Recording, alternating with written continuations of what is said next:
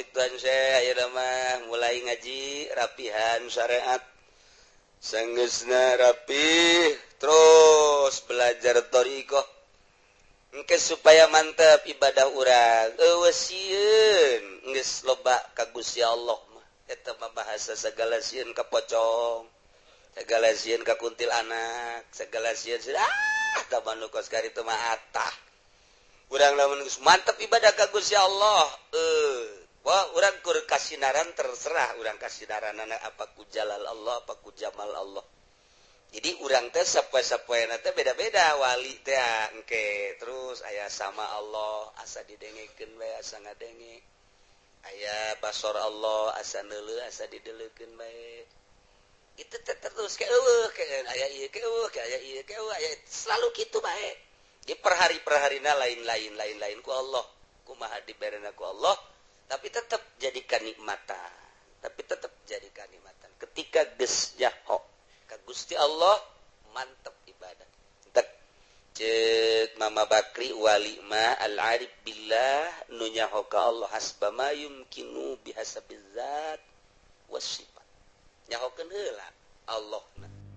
Bismillahirrahmanirrahim. Alhamdulillah. Dina awal kamari urang mencit hewana mun dijumlah jadi 42.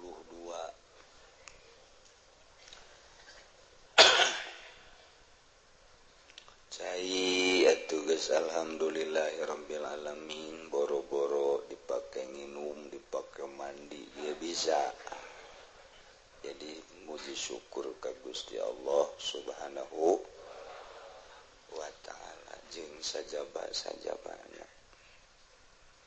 Nu hadirna nu bebeja ka kula bae ti Sabtu eta geus aya urang Jawa Tengah, kemudian Jawa Timur, Kalimantan, Padang, Aceh.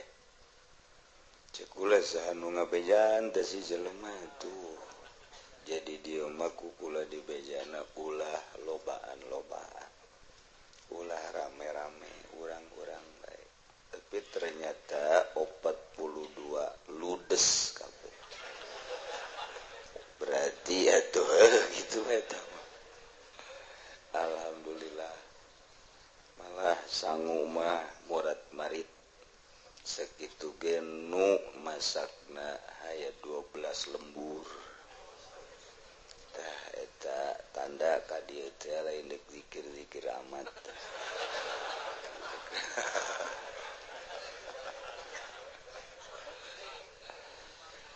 Abi nu jelas mah urang boga kanikmatan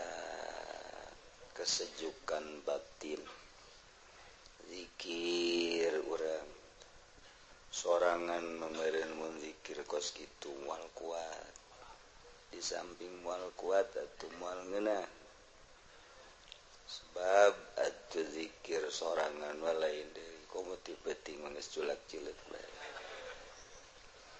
Jadi urang kabawa ku ahli Allah nu halaladir. Ulah disangka nu hariruk doang nu hadir. Nu pararae ge ratu halaladir. Ante kadeuleu we ku urang mun kadeuleu atuh sieun.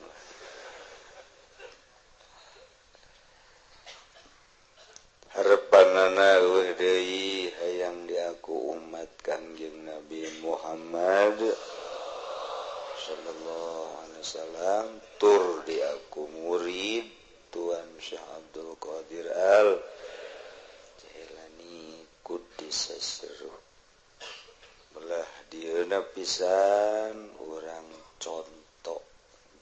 Kangjeng Nabi mah pelebah syariat nama atuh wajib kabeh. Pelebah hakikat nama atuh saha nu bisa nyontok ka hakikat Kangjeng Nabi. Nu babaturanana ge malaikat Jibril. Urang mau babaturan teh jurig kamang-mang urang kuntianak babaturan teh paling rendah jin dihandapkeun tangkal kayu caringin paling rendah eta.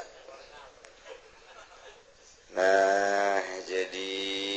urang belah dia nama nyonto para wali Allah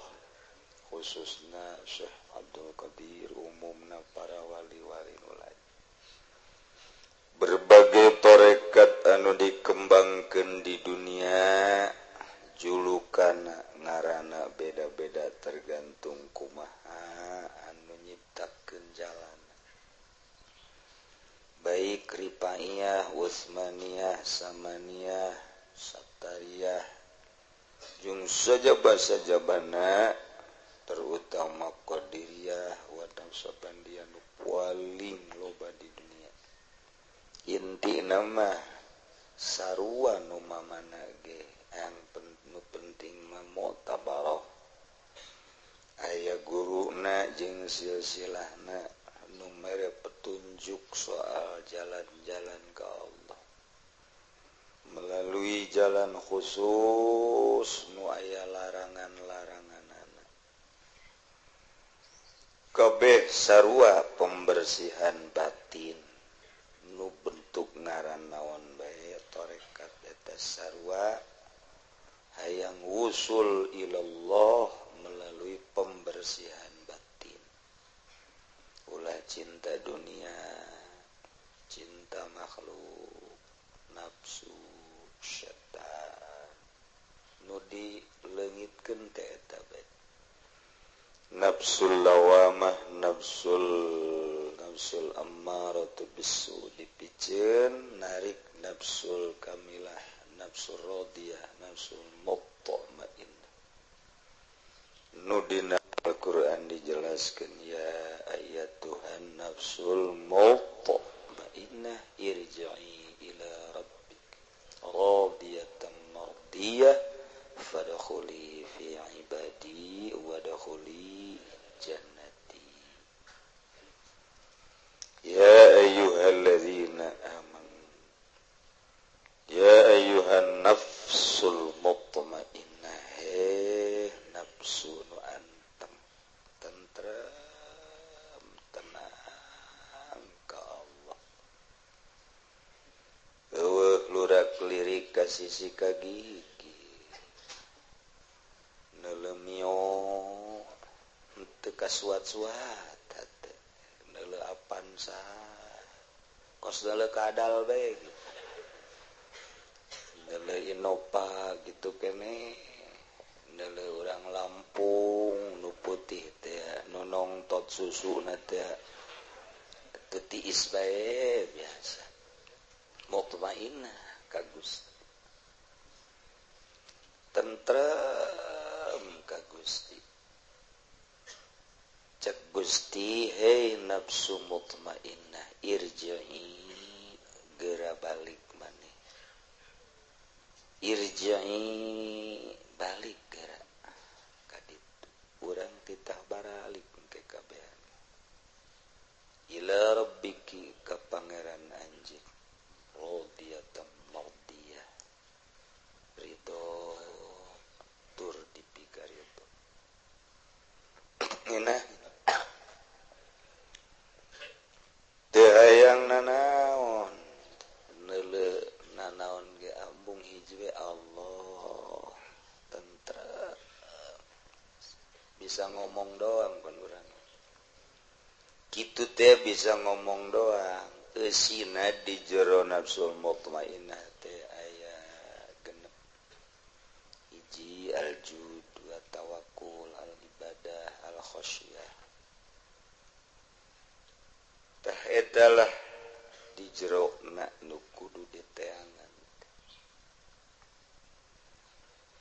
lamun urang bisa nafsu datang ka nafsul mutmainnah geus pokona mah ngeunaheun ibadah eueuh nu dideuleuh iwal ti Allah urang mah paneuleuh mio neuleuh sekupi aju timbul pertanyaan sabaraha duit ya teh kabeulitan teu ku aing jol bae babaturan ngobrolkeun mio atuh babar itu mah jata mah tuh baheula mah memang 3 juta DP na ku ari mah 500 asal KTP bayar 500 ge diutang ayo ge berangkat kaganggu di jero hate teh gersang resah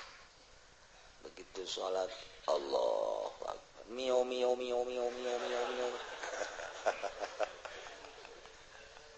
hatu tentrem cek Allah pan siapa sholat gitu amat pan sia di kiai ku batur di ustad ayo itu onam tuh mau pedagang yang pemerintah emangnya nama pinarakaan teman di jerona mio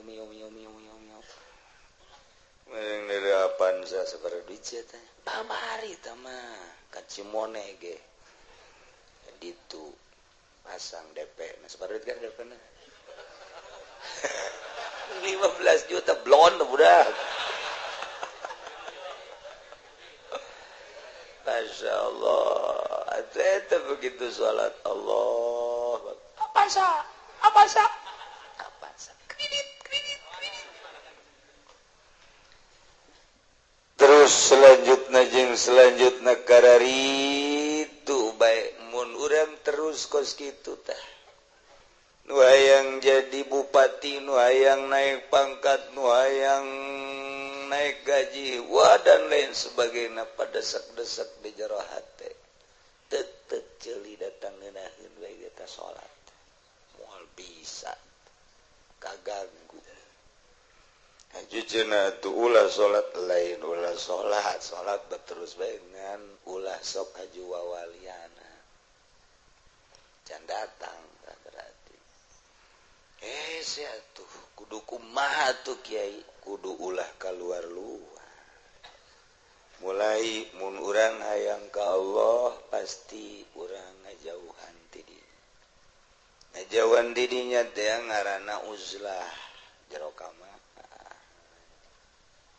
kocian kamar cek pemajikan apa ingan ka haji sok ngoncian bae eta meureun cek kiai uzlah tanya ka haji emang eta di jero kamar bae emang uzlah teh naon saya polisi goblok beureun sia tagih utang tama atuh lain ngadeukeutan ka Allah ngajauhan teh pokos kitu. Jadi sanajan ngasingkeun diri aya motifna besi aya hansip si aya polisi atuh lain deui. Terus urang ngadeuketan ka Gusti Allah dengan cara ngabersihan batin. Mulai ke nyai-nyai. Geus ka dituna moal daek ngeuridit lantaran gangguan.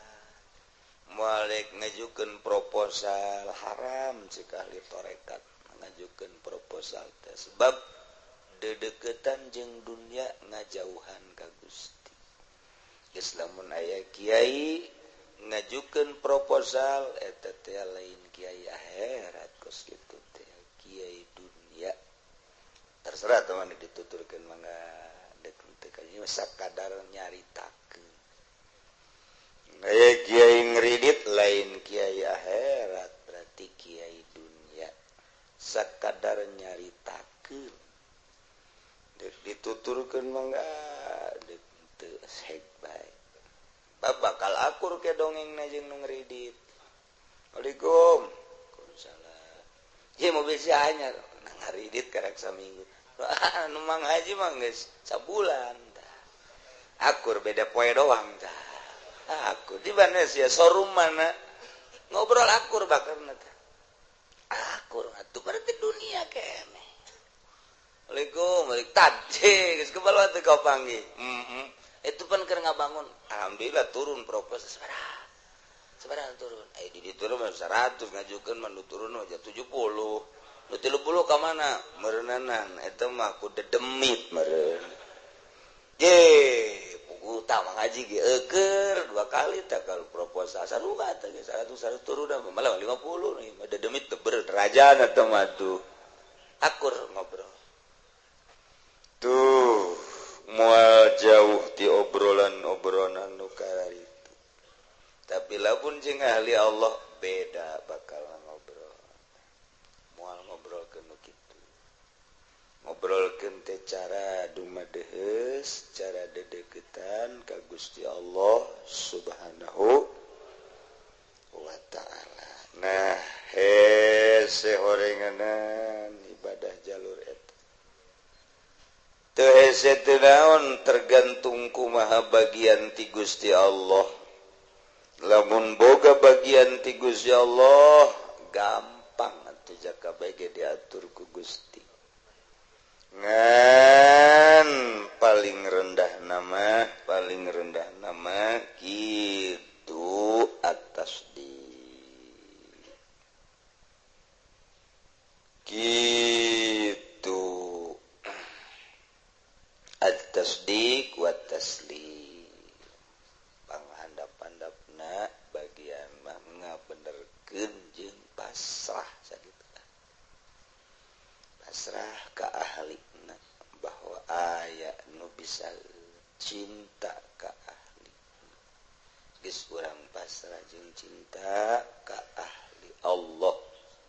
urang bakal dihijikeun ahli Allah Subhanahu hese urang nuturkeun Tuan Syekh Abdul Qadir bagi jelema anu henteu masantren nu masantren ge arese gese urang mah tasdiq wa taslim bladieuna ka guru-guru urang nu sholihin hese urang mah tasdiq wa taslim geus bae nyana manu ibadahna lain ku hawa nafsu bener-bener ku nurani lantaran sieun ka Gusti Allah terek masinikeun kumaha-kumaha nu dipasinikeun di dirina sieun ka Gusti beusi salah mentak tindakan-tindakanna lain tina hawa nafsu teu kudu kumaha ngan ke tipe-tipe ahli Allah macem-macem tergantung kumaha diberena ku Gusti aya nu cumplang-campling bae lempang teu puguh dumuk aya anu pipindahan bae engkeun ti hiji kampung ka kampung ti kabupaten ka kabupaten aya nu anjreg bae teu kanyahoan ku sasaha ti loba omong aya anu biasa nyana dakwah luar biasa teu mamrih kacape ngan tilok daekeun make tarif ari tilok make DP kos kitu mah tilok bahkan dibere ge leungeun katuhu kekepret leungeun kencan mangampana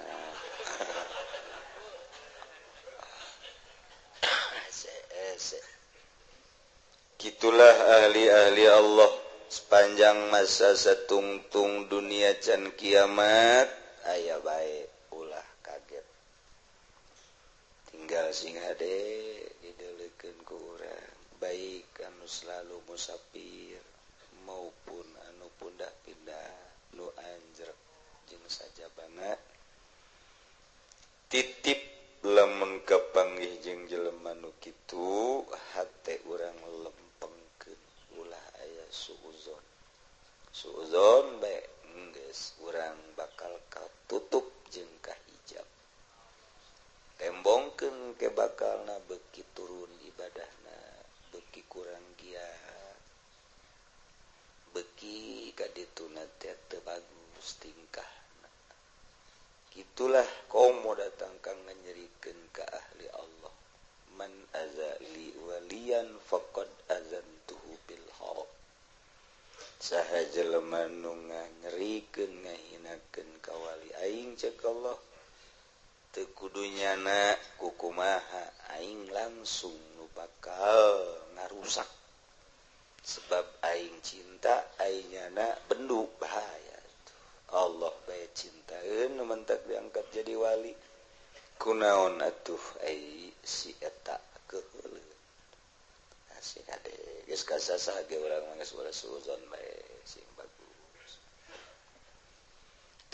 kitab nu kurang dibaca teh kitab para wali ikihna mun lain buatan wali moal bisa loba karangan-karangan dokter Andes profesor doktor lainna kaluaran Al-Azhar baca kurang aju bosen bae geus teu hayang kula sering dikiriman kitab-kitab alalanya rasa dibaca bosen sakumaha maca koran bae eueuh mah nitan tapi coba sapinah dibaca ku urang dibulak-balik kebalik deui baca deui bulak-balik deui tanya kiai kunaon bulak-balik bae teh macana teu kaharti-harti paingan atuh rian coba ge teu bisa dilegitkeun ku urang takrib naik Fathul Muin komo naik ka Fathul Wahab ikna komo ieu mah ieu mah atuh kitab anu luar biasa embahna kitab ieu mah anu boga anak buahna ka dieu Fathul Wahab kemudian Fathul Muin di kitab nu kurang dibaca nu entak lain kitab leutik-leutik Minhajul Talibin kitab luar biasa ieu kurang-kurang nama moal kuat maca kitab ieu mah boro-boro macana nu ngadengekeun ge hajuna rundutan bae teu kuateun nya kitab ieu mah lain lalaga asa kieu geus make kopi sagala masyaallah teu sama atuh kitab wali dibaca ku urang coba urang meuli koran Kompas di jalan meuli Merdeka komo pos kota mah aya si Unyilan di hareupna si Unyil teh sakara tuh teh sakara sok siapa aduh masa tukang maca doyok kabeh ieu mah anak banget lagi hampir kos doyok aja kayak mah Gusti berita lagi bangsa bemo nyungsep eta beritana kos gara itu bae jembatan patah jembatan dengdek jembatan tidak berdiri lagi di mana jembatan antung itu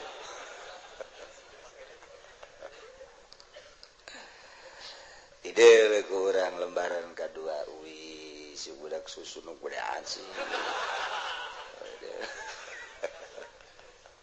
eta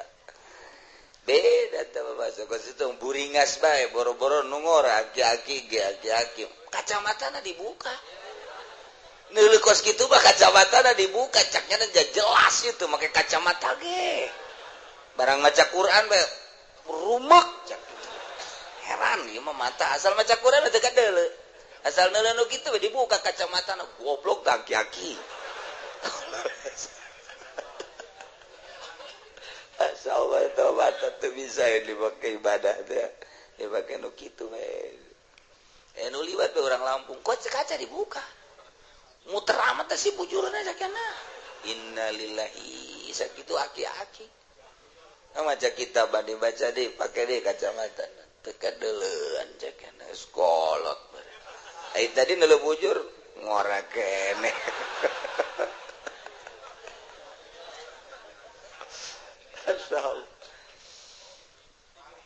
Iyalah kitab-kitab wali teu bisa disapirahakeun boga aturan-aturan tersendiri Al-Quran ngatur aya syariat aya tarekat aya hakikat nu ngajelaskeunna kudu ahlina baheula Kangjeng Nabi teu aya Kangjeng Nabi sahabat teu aya sahabat para tabiin belah dieuna mujtahid qaulul mujtahid dalilul muqallid ucapan mujtahid jang dalil muqallid hese-hese amat tuh kos kitu geus urang nuturkeun mujtahid qaulul mujtahid dalilul muqallid dalil muqallid dalil jang muqallid maksudna ucapan mujtahid. Terus kebelah dieuna kitab mujtahid dijelaskeun ku para mufti-mufti ahli fatwa terus ke dia aku guru-guru urang tinggal di dalam guru urang nu nyekelan kitab salaf eta tutur nu nyekelan kitab-kitab goer salaf ulah ditutur ulah engke ka dituna tungtung nama ulah usoli ulah kunut teu kudu make kopiah salahna make sempak teu naon ka ditu nama salat engke ujung-ujung mah teu kudu saralat budak geus lah. Jadi adab-adaban coba disalap Masya Allah jeung beda-beda sinarna bahkan kuari keur mejehna kitu digalakeun deui di Indonesia kitab salaf lantaran selama beberapa puluh tahun dek ngaleungitkeun salaf kakarak endek doang teu mampu ieu oyag karakter bangsa Indonesia khususnya umumnya di dunia akhlak manusia di khususnya di Indonesia umumnya di dunia hancur terbawa ku barat sehingga hancur mendak mulayan deui kuari geus dimusyawarah-musyawarahkeun di Jawa Timur di Jawa Tengah can datang ka Jawa Barat jeung Banten mah bahwa harus digali kembali kitab-kitab salaf bahkan kedutaan Saudi Arabia nu aya di Indonesia kuari geus menganjurkan galilah kitab-kitab salaf. Indonesia punya ulama besar Nawawi, punya ulama besar Kiai Hasyim Asy'ari, punya ulama besar berbagai kiai-kiai yang lain. Cek manehanana coba gali kembali kitab-kitab salaf. Ieu kedutaan Arab nu aya di Jakarta kuari di Indonesia geus menganjurkan seperti eta. Tuh lain lalagaan. Kenapa di Indonesia cek manehanana tidak sanggup mendengungkan kitab-kitab salaf hanya kitu minoritas. Padahal ternyata begitu digali isinya luar biasa. Nyana menganjurkan tolong kepada jebolan-jebolan Mekah, jebolan Madinah, dan jebolan Mesir, harap supaya digali kembali kitab salaf. Ulah kaget, kesagedeng deui bakal aya hasil daripada musyawarah-musyawarah. Tuh, dasar ku Allah meureun deuk dihudangkeun deui salaf. Supaya kiai-kiai Golkar teh ulah terlena. Supaya kayak urang atuh ai kula badek dikukuwakeun atuh emang kieu ngaji salaf mah ngan eta nu goyang-goyang inulona goyang bagus ai kiai mah goyang-goyang lamun kuari keur mujuna dahsyat kemarin di Jawa Timur minggu kitu setelah haul di Jawa Tengah untuk menembus ke Jawa Barat kemudian Banten ngan begitu diteliti di Banten mah eueuh nu diajak eueuh nu bisa diajak musyawarah coba eta di Banten mah eueuh nu bakal diajak musyawarah sebab intelektualna rendah kerendahanana loba geus diteliti jadi lain lalagaan sebab organisasi ge di Banten mah teu jalan intelektualnya cukup asal di duitan supermi 2 uang sebarang duit karena kemarin ngomong atuh sia mental atau mental bos tak bisa informasi hanya datang ke kula atuh saeutikna andek aya pengajakan ka ditungan sekula kula moal milu hasilna bae. Kenapa pakai tidak ikut embung aing besi aya di koran. Antak kula sia de besi aya almanak aya gambar kulaan cabut belum terido kula. Besi aya gambar kula di almanak berdampingan jeung saha bae terido saeutik-eutik acan cabut belum. Sakitu bae.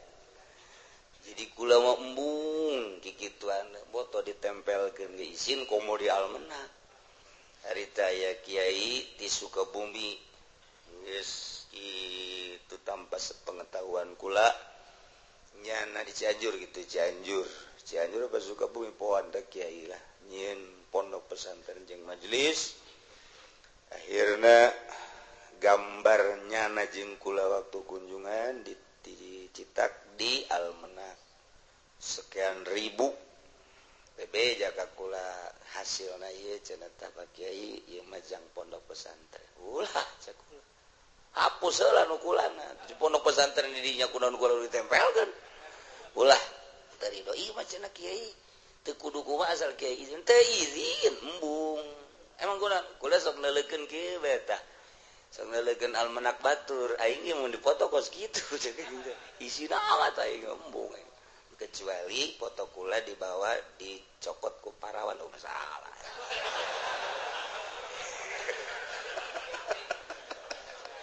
atuh lain deui tah mah intern tah mah kos kitu hubungan bilateral tah mah atau internal gitu tah mah aduh masyaallah si aya ulah teu ridho teh bakolona naonan atuh geus kikituana boh pondok pesantren mau majelis salim atau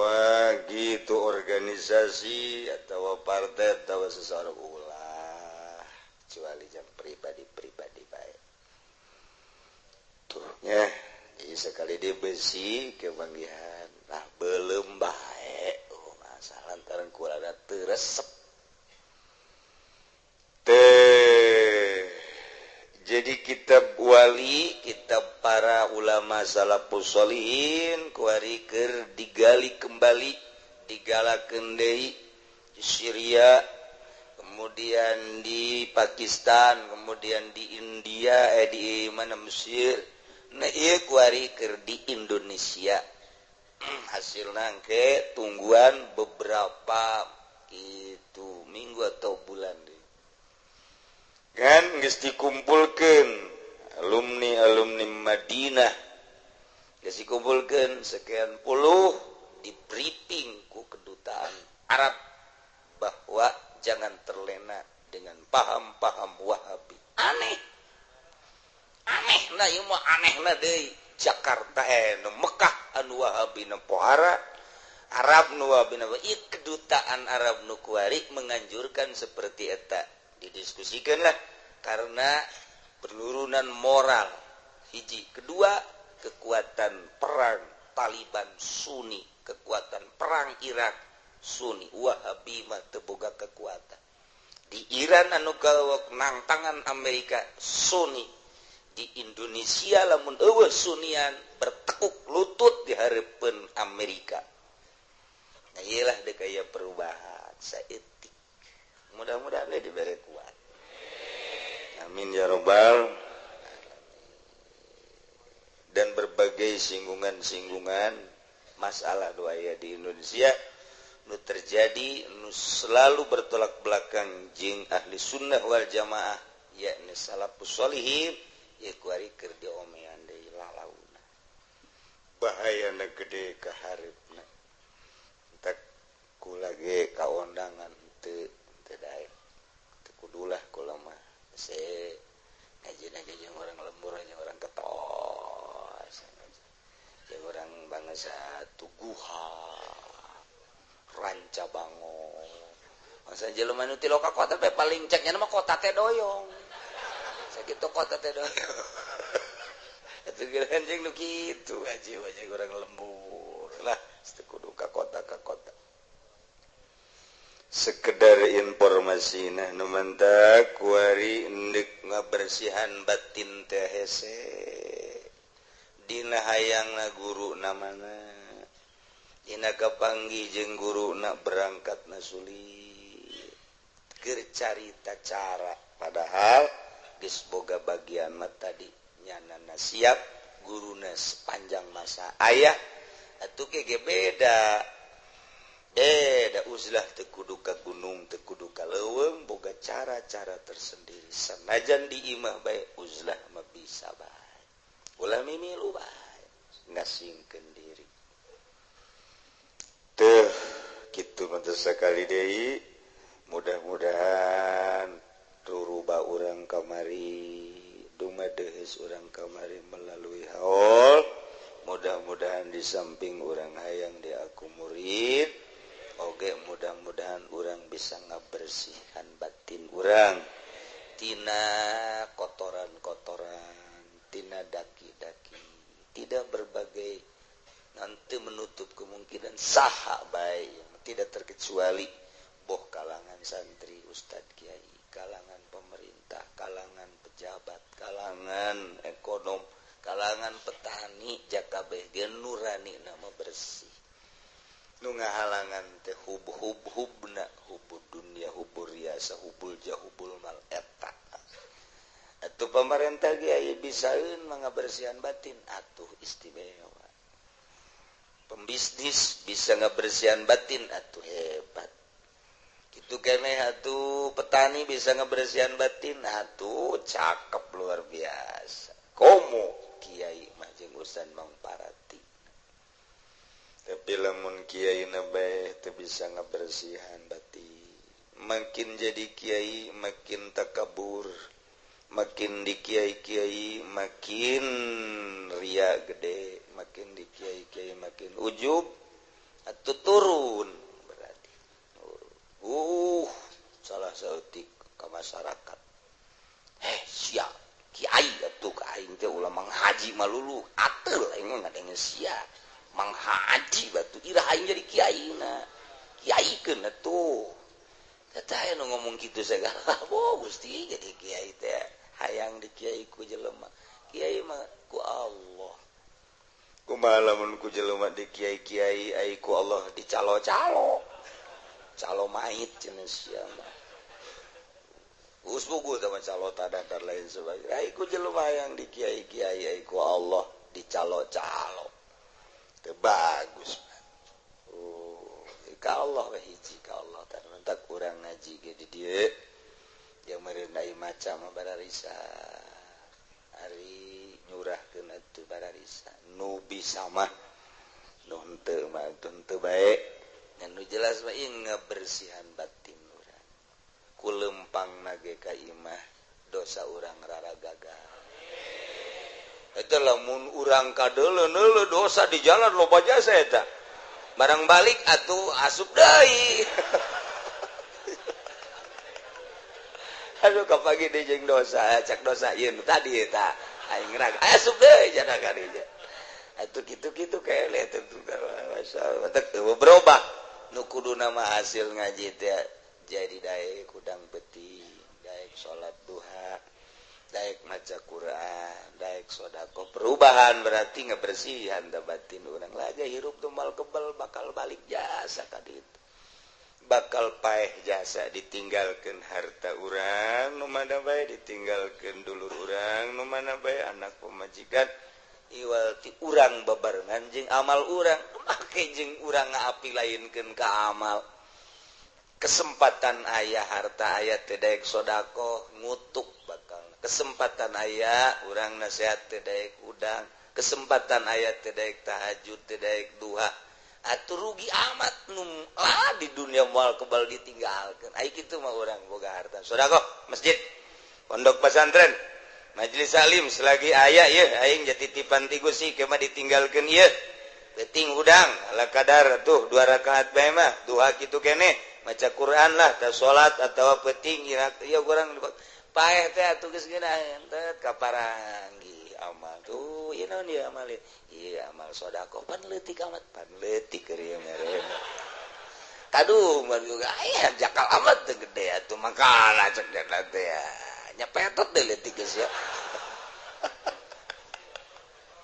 ieu bakal kapangi kumaha lamun cek Syekh Abdul Qadir mah cek Tuan Syekh Abdul Qadir begitu urang maot engke bakal kapangi cek Tuan Syekh Abdul Qadir sarua jeung Imam Ghazali ti ditu da ti Kangjeng Nabi keneh rentul bakalna jelema-jelema dibentukeun jelema nu kasep nu setengah kasep nu jore nu hideung terus rentul dina kitab asrarna Tuan Syekh Abdul Qadir sarua dina ihyana itu Imam Ghazali kaparangi ditanya ieu saha ieu loba amat ngaromong kula amal anjeun ngaromong heula tah ieu mah kasep amat ieu pan ieu mah tahajud cekeun alhamdulillah leutik amat pangan opat kereta aja. Ngomong tanya. Urang teh kaduhung amat aing kaduhung amat keur ieu teh. Eta pan dikitu-kitu tadi bayang-bayang ku Ustaz Abdul Qadir dina kitab As-Sarona masyaallah. Tah ieu nu hideung amat. Yo sok naon-naon ieu ge amal anjeun. Amal di mana? Eta nyedekeun si Mbah teh ya. Can katobatan Gusti Allah. Ieu naon ieu nya jorenya ngacai bae amal kene. Ieu naon ieu? Mah koprok ieu mah. Ya Allah, encan katobatan. Rentul dia eta urang di jero kubur teh bakal kos kitu. Gusti Allah. Mun urang sering ngabayangkeun kos kitu tah. Masyaallah, merenung atuh. Atuh amal aing sing ke karasep teh jarore ieu. Asana. Paring celang bisa asana.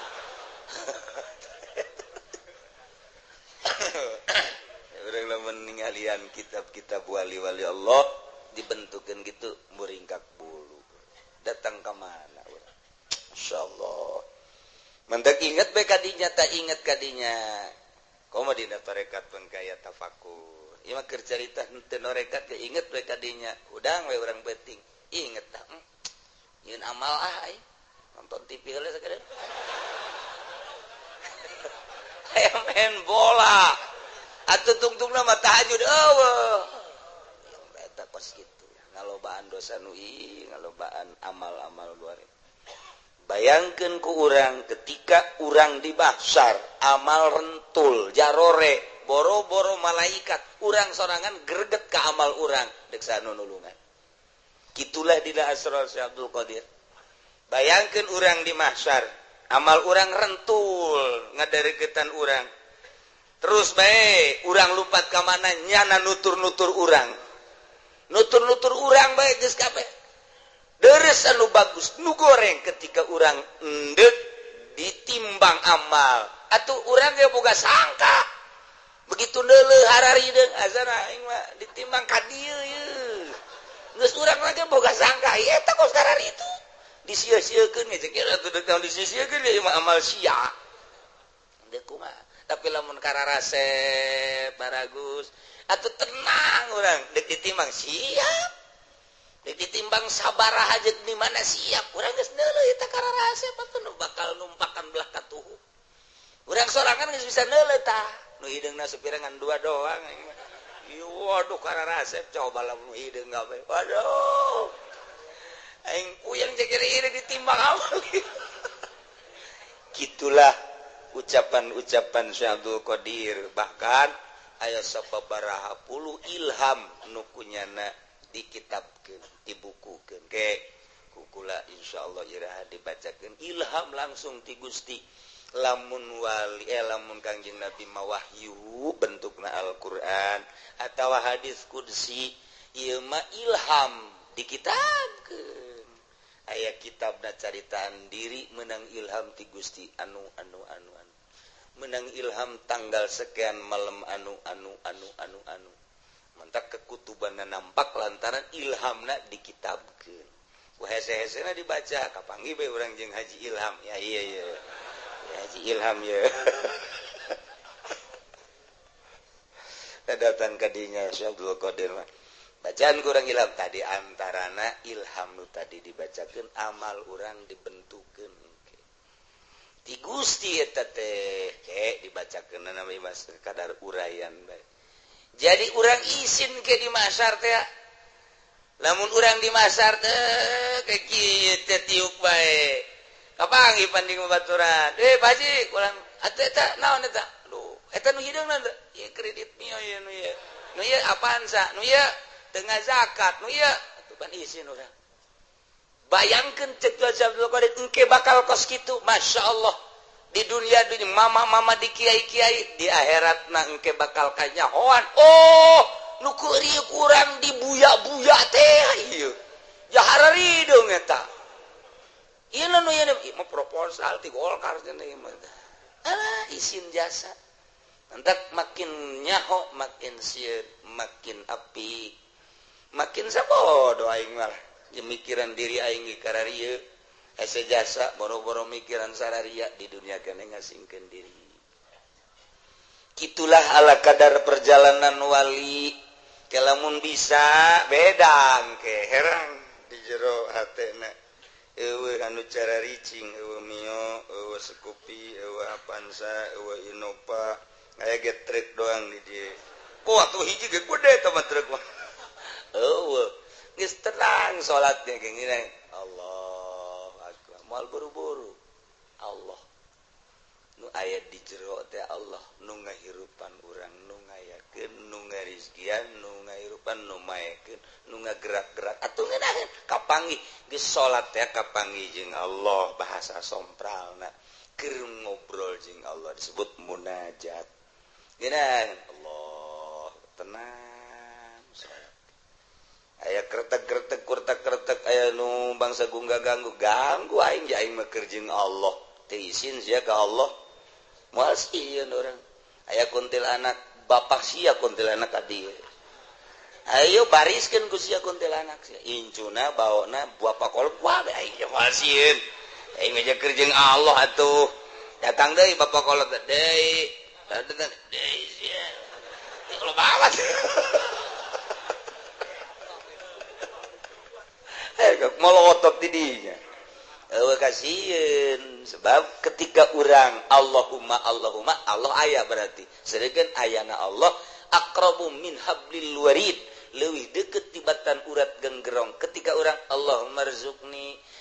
urang teh berarti keur jadi mutakalim Allah nu dihitobanana mutakalim jeung mukhatab teh deukeut urang jeung Allah urang kadeuleuna mah ku batur keur sorangan kadeuleuk ku pamajikan ka haji sorangan bae tadi kamar padahal keur duaan jeung Allah nek sieun naon atuh kadeuleuna ku urang salat di masjid sorangan bae padahal keur jeung Allah nyanana kasieun jeung Allah henteu aya kasieun atuh jeung Allah ketika Allahumma mentak ngadoa ka Allah ngadeukeutkeun diri supaya cak hate teh Allah teh pan aya aya mah disebut-sebut ku aing Allahumma rzuqni lamun Allah mah Allah teh aya berarti deukeut berarti aing keur duaan ketika urang keur ngadoa teh keur duaan jeung Allah tetep bae aya pocong mah lumpat-lumpat keneh kayakinan eueuh tah dek nendenkeun yakin di jero hate hese jasa dek nendenkeun yakin tah mah Allah urang munduh mah deus terus ka Allah ke dibere trek blek yakin ka Allah asal geus yakin bae ge ujianana lempang dicai teas cai hayang napak sancang bisa hayang nembus bumi bisa lantaran geus buka keyakinan tuh dunia nu Allah leutik tak Syekh Abdul Muhi pamijahan jalan handap itu Syekh Abdul Hasanuddin jalan luhur ketika di Mekah dekat Indonesia pas ini heula ku hebat-hebatna Ki Khalil itu kaki Abdul Muhi geus kita teu lah bae walau mangke nyusul jalan handap ngan yana ngarokok heula geus kira-kira beres nembus jalan handap tinggalin Gusti Maulana Hasanuddin ku sebab ngarokok heula tak keur ngaji mah ulah ngarokok keweng geus beres ngaji si tinggalin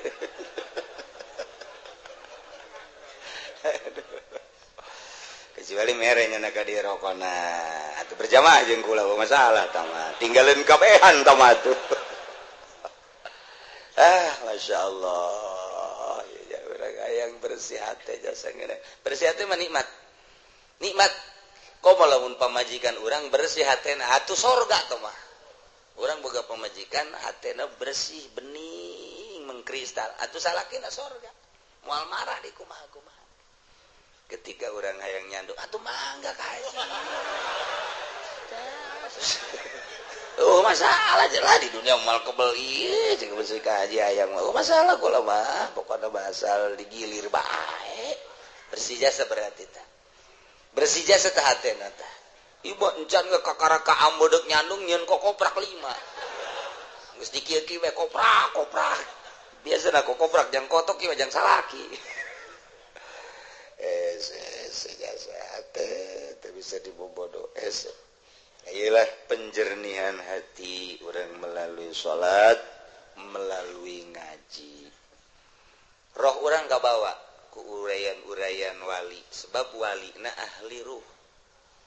waliullah teh beruhna bersih ketika urang nyaritakeun roh wali roh urang teh nyambung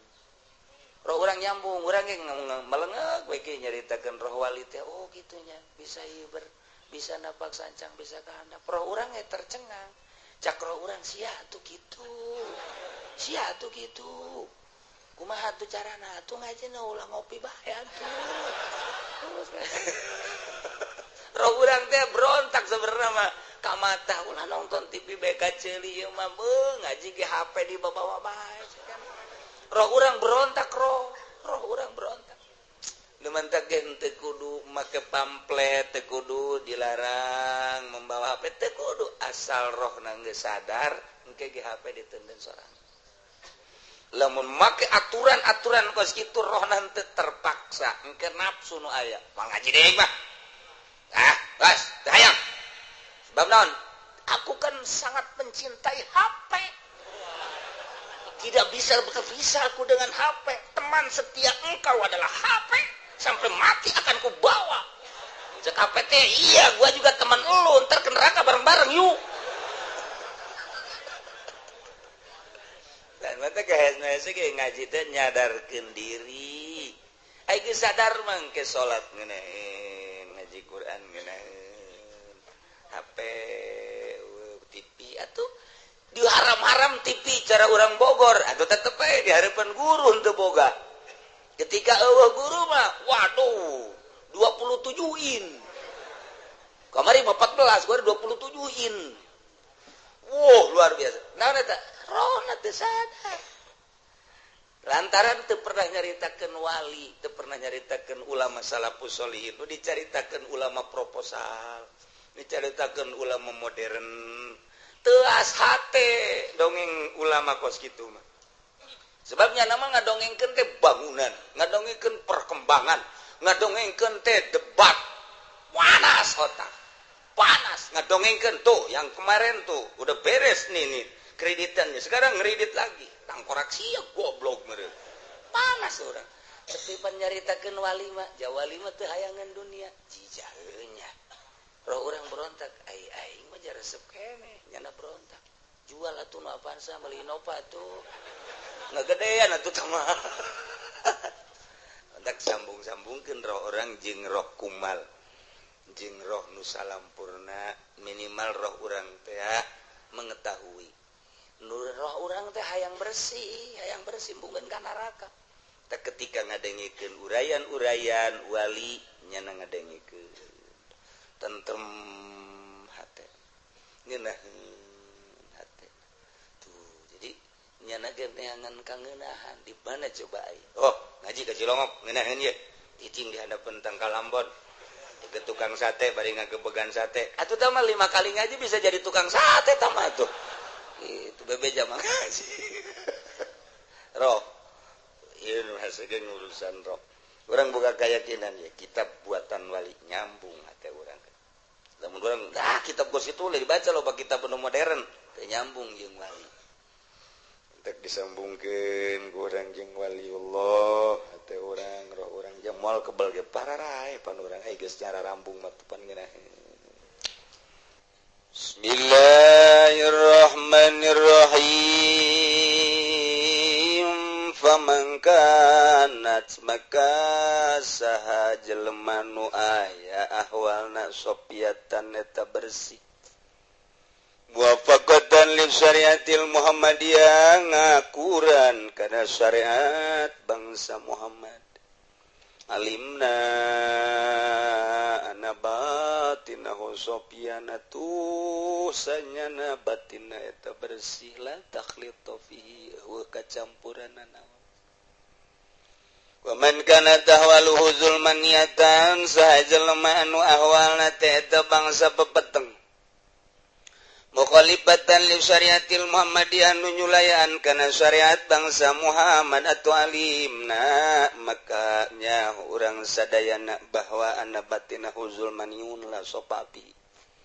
batina teh atu zulmani poek mongkleng buta rata kabedingan sama sekali Jadi pasobahir min sofail batin maka ari bersih na zohir ma'eta kumaha bersih na batin wa takhlitu zohir min takhlitil batin ari nyampuran na zohir eta tina nyampuran batin matan tikul awani illa bimasakana teu nuduhkeun wawadahan kecuali ku perkara anu cicing dina wadahna ari ilmu fikih jangan bagus zohir wudu nurapi salat nurapi tata krama nurapi zohir eta fikih cara asup ka masjid katuhu heula cara kaluar ti masjid kenca heula asup ka WC kenca heula di mana kaluar katuhu heula di mana nyiduh ka belah kenca di mana-mana kitu eta zahir dimumule dibabagus supaya kadeleuna sieup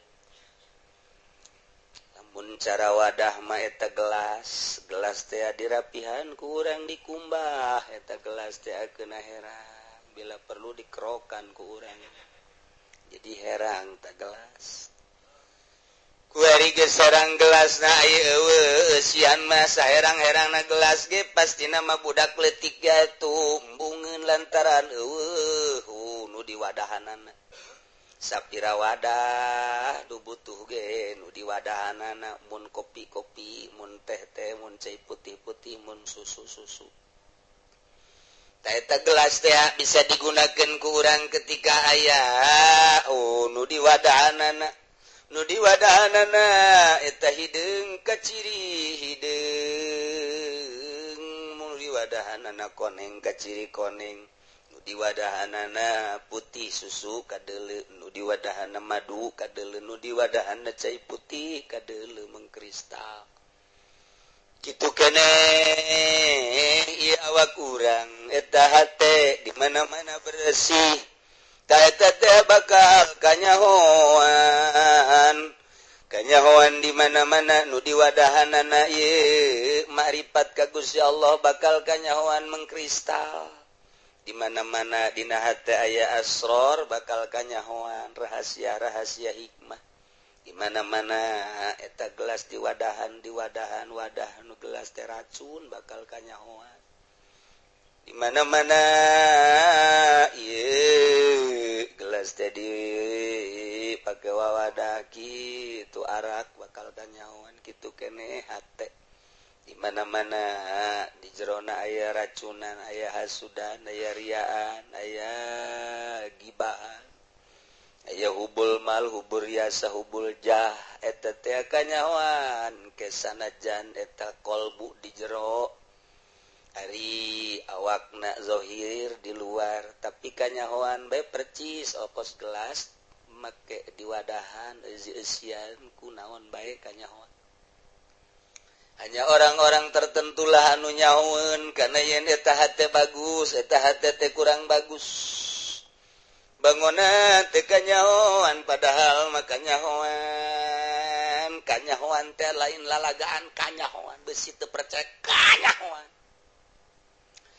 aya jelema turun di mobil pejabat aju make kopiah rapi kopiah naju make baju dirapih-rapih kunyana bajuna sorbanna dirapih-rapih nu disumputkeun di jero hatena supaya ulah kanyahoan padahal ku kiai supi mah kanyahoan bae aya jelema pedagang teh ngagunakeun duit bang nimbangna nyana teh teu beres namun meuli kudu dileuwihan lamun ngajual kudu dikurangan mun ngitung dikurangan bae komplain malulu dioplos aju boga kalakuan kos kitu teh kunyana disumput-sumput make baju gamis atau make baju tok-tok wa ke samping dan ngajiriripi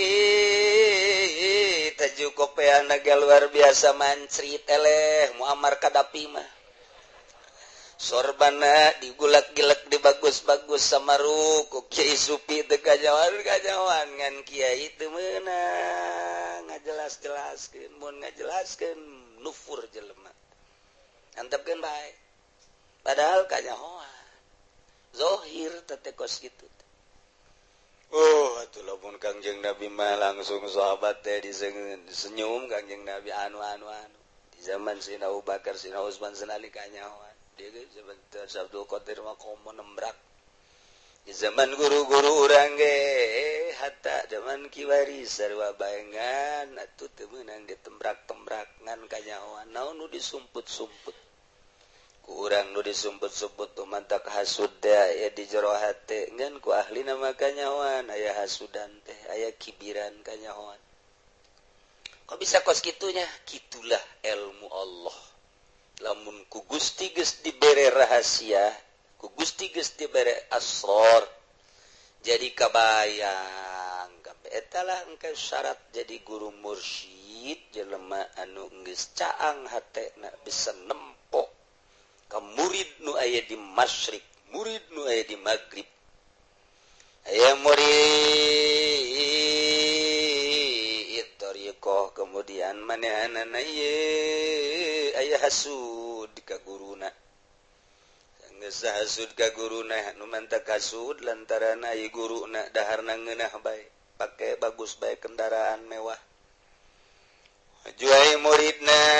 susah jadi berarti di jero hatena timbul aya suzon jeung hasud lah aing boga guru kos kitu langsung ku Gusti Allah dileungitkeun zauqun nafsi kanikmatan ibadah leungit tuh kanyawan tak ku guru ai budak kunaon ka aing tu suzon sia bae atuh lah sok ka suzon ka aing cak guru diantepkeun bae terus sebulan 2 bulan beki parah eta guru mursyid mah kudu nyamperkeun ima melalui ngimpi tegor wa ima melalui utusan wa ima nyanana supaya datang wa ima didatangan ku guru dah jadi supaya stabil deui cerita-cerita kos kitu mah geus loba lantaran guru mursyid mah sok aya-aya bae artina aya bae murid nama teu meunang ngadahar daging hayam ainyana nama daging hayam unggal poe murid nama teu meunang malah tita tararapa murid nama tita zuhud ainyana dahar daging loba jasa nyencang caya murid taeta kos kada itu hese teu katebak jasa talamun suzon atuh geus turun teu beunang aya suzon kos suku kula dicaritakeun teh aya jelema geus bisa hiber begitu manehanana dek balik deui di tengah-tengah nyana aju pikiran yatam khizayat musya mustubaya batur sisanya salih usasar saya kira itu sih bahasa naon kos kitu mas tahu sama dia kafian ahian syarahian teu harti ragam keur di awang-awang ragam bus hadena ka laut waduh lamun ka darat atuh hancur ragam keur di tengah-tengah keur hiber eta jadi mikir aku sih suuzon itu bahasa naon sih ada bahasa walimah teh kudu ka harti ku urang mantak bahasa walimah aya aturan kieu pan bahasa walimah dikedig sia taneuh ku aing awas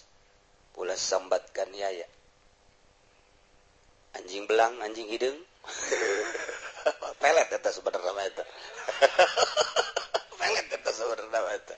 ji digudakeun ku urang watuh geus mata kabeh brojak laku geunang melet jain teu melet mah sanu daekeun atuh kepotongan kos gitu atuh aduh udah pelet tetap pelet ya Allah ya Rabbi tuh kan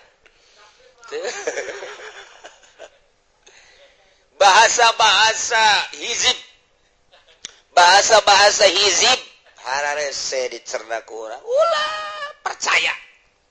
ulah dirubah teh komo model tadi raga kita hizib nafsor teh anu gitu bilang saya bahasana jadi murid dasar waraga mantak kaju manehna di laut lain naik ke Parahu aju tobat ka Gusti Allah dongengna seperti kitu Gusti tah suzon tak kajawat ku guru murid-murid anu dararatang teh kajawaan ku wali mah ngan disumputkeun bae tuh puna cek Tuan Abdul Qadir anjeun nyamarkeun ka kaula naon nu aya di anjeun dimumule ku anjeun dibabagus ku anjeun padahal maka nyawan ku kaula nu mentak tetep dinasehatan bae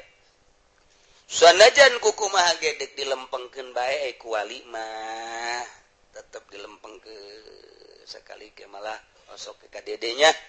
lantaran can aya kesempatan jangan nasehatanan tah jadi urusan ilmu batin teh kos kadaritu mun cara gelas matan tikul awani illa bima sakata tenuduhkeun wawadahan kecuali naon ku perkara nu cicing di dinya wal ahwalus safiyah ari pirang-pirang tingkah anu bersih ta eta teh nu bersih tuzhiru ngalahirkeun itu data ijah ala sahibiha karena natijah karena kesimpulan karena buah-buah hasil kanu bogan kesimpulanna baki urang ibadah eta ibadah teh sing ade urang teh sing ade kudaekna ibadah ge eta teh geus aya nur ilahi kudaekna urang ka masjid teh eta sembarangan lamun lain kasorot ku nur ilahi moal daek ka masjid kakarak urang kitu daek ka masjid eta geus aya sinar geus mulai sinar daek ngaji teh eta geus aya sinar ngaranna lamun eueuh sinaran embung urang ngaji embung ka masjid eta awalan sebut warid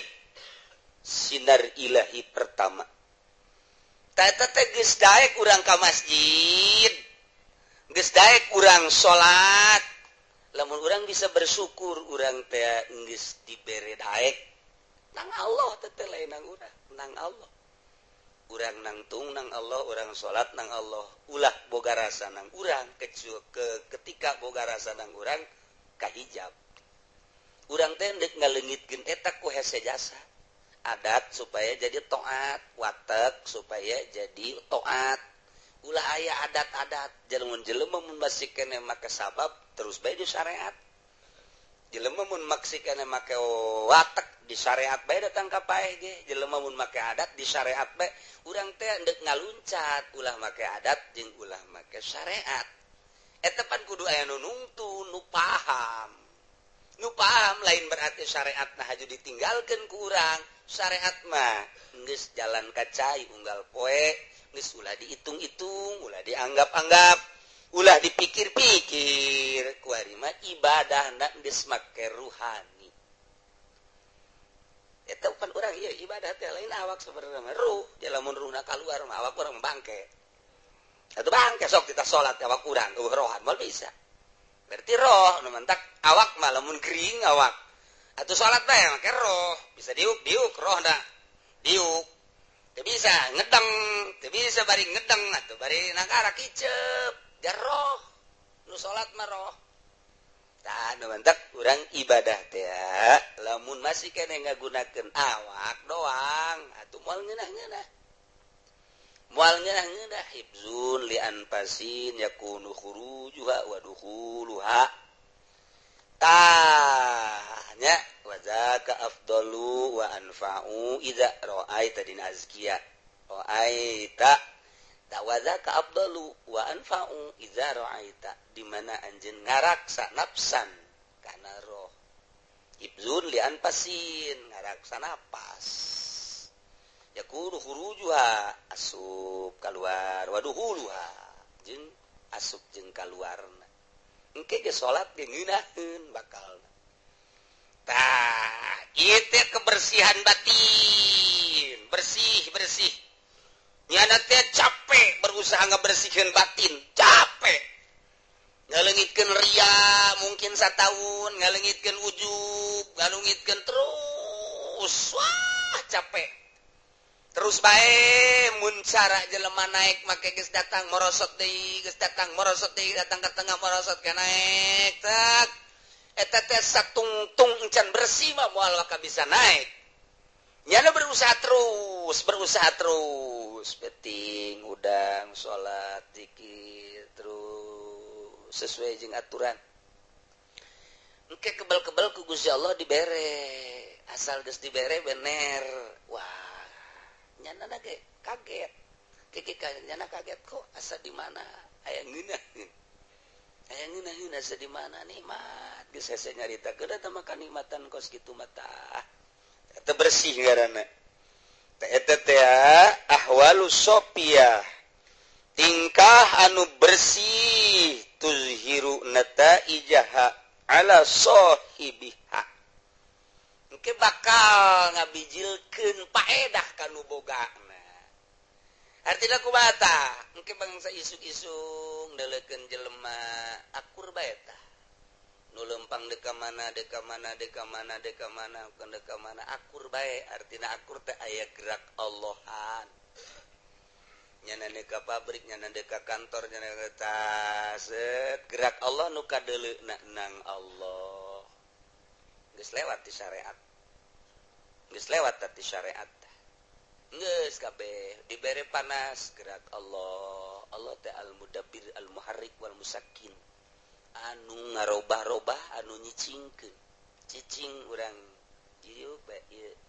aya Allah di mana Allahna nisbat di taneuh Allah teh keur musakkin nisbat di urang keur rubah-robah al-muharrik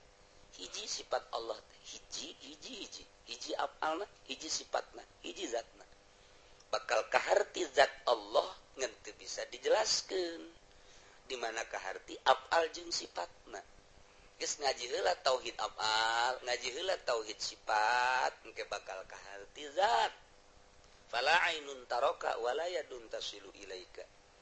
moal bisa kadeuleu ku mata la tudrikul absar wa huwa yudrikul absar wa huwal latiful khabir moal bisa kacekel ku leungeun wari ieu kasorot ku panon poe benda-benda panon poe benda lain di mana kasorot ku panon poe kadeuleuan wujud benda-benda kadeuleu di mana panon poe na surup poek teh jadi panon poe teh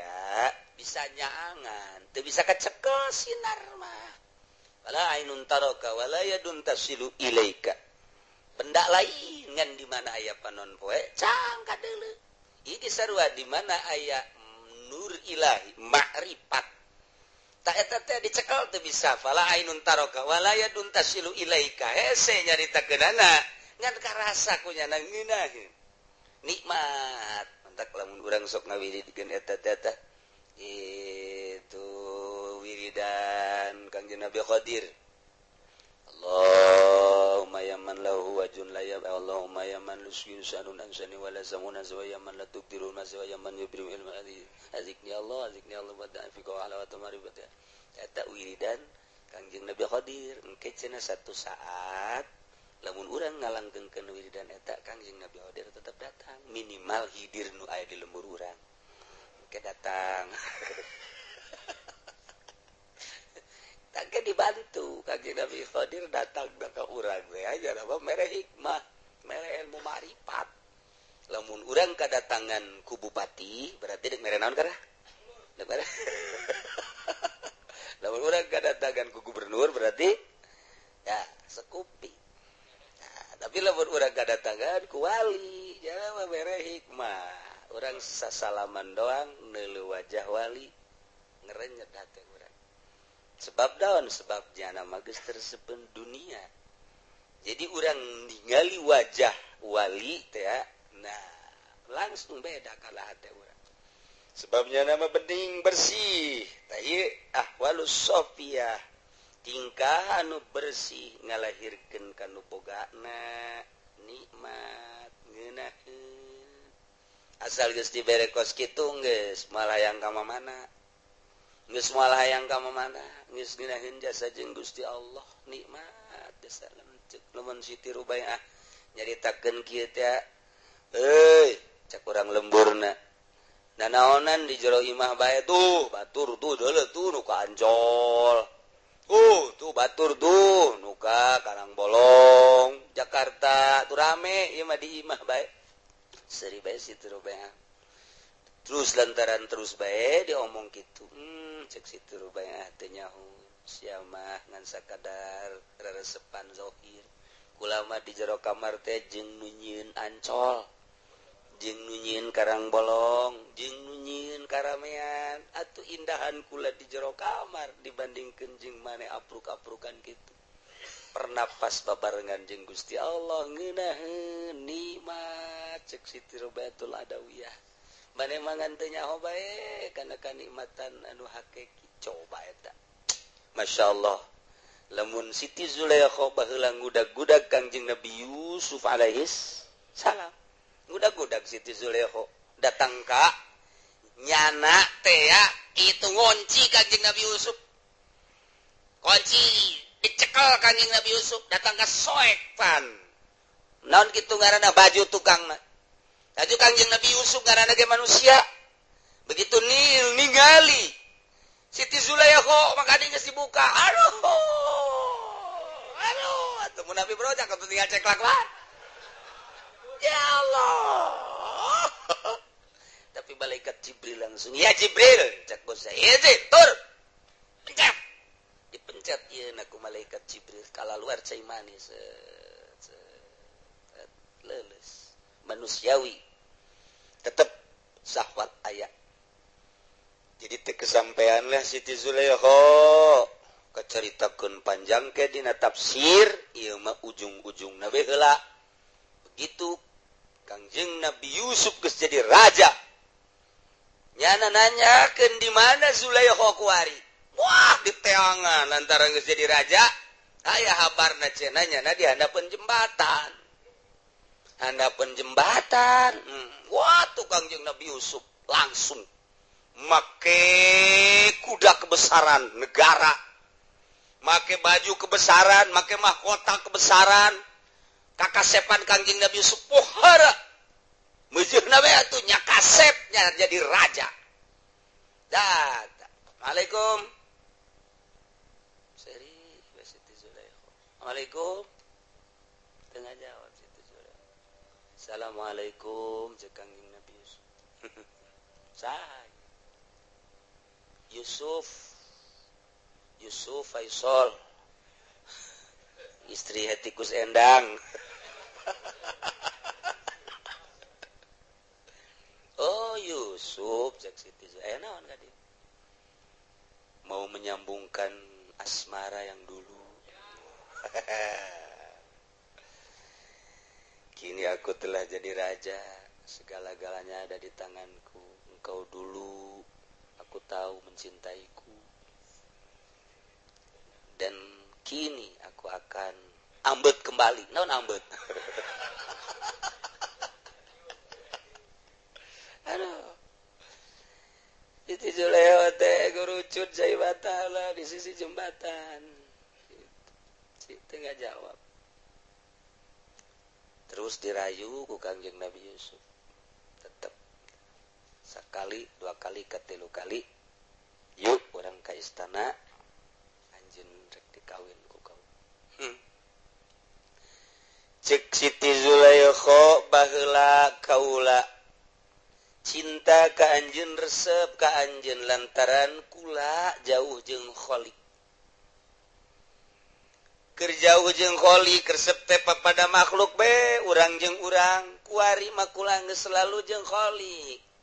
karajaan kakasepan harta ternyata eta teh horenganan hina leuwih hina tibatan bangke cek Kangjeng Nabi Yusuf pan jadi kos kieu teh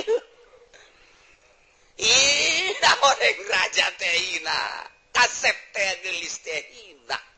dunia teh hina ternyata nikmatan di hadapan jembatan jeung Gusti Allah nikmat kadele ku batur rudin kadele ku batur hargaan padahal mah teh jeung Gusti Allah indek Yusuf wari keneh ulah diganggu nu ngaran Zulaikha keur meujeuhna nikmat ibadah ka Gusti Allah ulah dibejakeun bahwa Zulaikha aya di dieu indek waduh cek Kangjeng Nabi Yusuf kok jadi kos ieu tuh ini Kangjeng Nabi Yusuf tuh Siti Zulaikha jadi geus mengenal Allah mah dunia teh naon eta paling rame engke dongeng Kangjeng Nabi Yusuf ditafsir waduh engke gerage mun teu keburu urang ondangan-ondangan teu keburu gading dimodif ku Gusti Allah nini jadi parawan deui wih eta bagus we pokona mun tinggalin dongeng eta rugi we pokona eta Siti Zulaikha teh datang ka kos kitu dan dunia teh geus jauh ka Gusti Allah dan dunia teh pamere Allah sedengkeun kaula bebarengna jeung Allahna kasep teh pamere Allah sedengkeun kula geus bareng jeung nu mere kasep ih pangkat teh nang pamere Allah pan kula bebarengan teh jeung nu mere pangkat atuh naon isuk pageto kasep bisa leungit harta bisa leungit jabatan jeung tahta bisa leungit ari jeung kholiq moal leungit-leungit ngudag-ngudag anu banon anu pana rugi mendingan ngudag-ngudag nu bako doa umrukum fila syai'at kasia-sia umur anjeun dina neangan la syai'a nu eueuh hartian doa umrukum fila syai'a bahasa Tuan Abdul Qadir geus hirup geus sabaraha taun disia-sia umur anjeun fila syai'a neangan anu eueuh hartian sok cik Tuan saya ayeuna mah mulai ngaji rapihan syariat sanggeusna rapih terus belajar thariqah engke supaya mantep ibadah urang eueuh sieun geus loba ka Gusti Allah mah eta mah bahasa sagala sieun ka pocong sagala sieun ka kuntil anak sagala sieun tah manu kos karitu mah atah urang lamun geus mantep ibadah ka Gusti Allah wah urang keur kasinaran terserah urang kasinaranana apa ku jalal Allah apa ku jamal Allah jadi urang teh sapoe-sapoena teh beda-beda wali teh engke terus aya sama Allah asa didengekeun bae asa ngadenge aya basor Allah asa neuleuh asa dideuleukeun bae itu teh terus ke eueuh ke aya ieu ke eueuh ke aya ieu ke eueuh aya selalu kitu bae di per hari-perharina lain-lain ku Allah kumaha diberena ku Allah tapi tetap jadikan nikmatan ketika geus nyaho ka Gusti Allah mantep ibadah tek ceuk Mama Bakri wali ma al arif billah nu nyaho ka Allah hasba ma yumkinu bihasabiz zat was sifat nyahokeun heula Allahna zat jeung sifatna sifat jeung af'alna bakal kanyawan zatna jadi belajar heula eta tauhid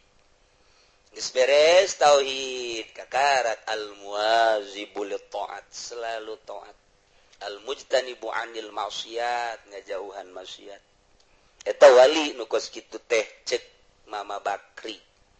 al kitu mu'ridu anil inhibaki fil ladzat wasyahawat bungeun nya nama dina kangeunahan dunia al mudbiru anid dunya lompat ngajauhan dunia nya nama ai urang mah lompat gadegetan dunia make HP aduh disebut jaringan jauh walima al mudbir anid dunya lari tunggang langgang jauh ninggalkeun dunia artian dunia al mudawimul lizikri terus selalu zikir eta wali mantap geus bae kesimpulanna malah jang pangkat urang mah bisi aya anu wawalianan tapi teu salat ulah bisi aya jelema anu hebat memang segala bisa tebak-tebak ngan teu salat ulah bae geus ulah sebab syariat heula ke lamun geus syariat kakarak hakikat lamun aya di lembur urang ngembang-ngembangkeun zikir tapi itu salat ulah di deketan bae geus ulah bae kajian kumaha kecuali eta tadi dek dijadikeun murid khusus eta mangke si guru na teh berlaga di hareupeun tibahaneun murid anu aneh-aneh kabatur-batur teh lantaran nyana coba zona datang ka mana ujung-ujungna batu tetep dek dibere. Nah iyalah ilmu ngabersihan batin lain ilmu sambarangan. Jadi di awak urang aya dua kuarima tuh hiji aya ruh kedua aya jasad. Jasad atuh kudu dibere makanan geus jam sabaraha sedang dahar sih sebenarnya mah sedang ya jasad kebutuhan awak ruh bere di daharna ruh zikrullah baca sholawat baca Quran eta makanan ruh geus jang urang mah awak tetep bere dahar bere nginum ruhna bere deui maca Quran maca sholawat aya teh jelema anu terus bae mengikuti ngaji teu kieu teu kitu tapi ujung-ujungna diberengeunna ieu kuari-kuari ge aya ieu jana ge heran artina nyana sorangan heran ngeunaheun geus pokona meungeunahkeun jasa kaciri ngeunaheunana salat teu eureun-eureun nyana mah salat teh Allah geus teu bisa dilarang ku pamajikanna ge geus teu bisa dilarang ku ngeunah Allahu akbar ngeunaheun urang mah 4 rakaat bae duha dek 8 ngeungap kana maya sa'du ila ila sama dek 8 rakaat tetep 2 bae lah jaca kiai ge cenah penting dakwah mulu ngadalil segala gitulah ya jadi urang ge dek ngahaolan seorang manusia anu bersih batinna sugan urang kasemperan kasorot kalantisan belah dieuna mah di aku murid Tuhan Syekh Abdul Qadir Al Jailani di aku selaku umat Kangjeng Nabi Muhammad sallallahu